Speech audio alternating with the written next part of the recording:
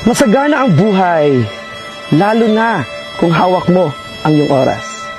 Iba ang katumbas na maibibigay nito, lalo na sa sarili mo at sa mga mahal mo sa buhay. Ang halaga ng bawat minutong nilalaan mo sa panahong ito ay higit pa sa inaakala mo.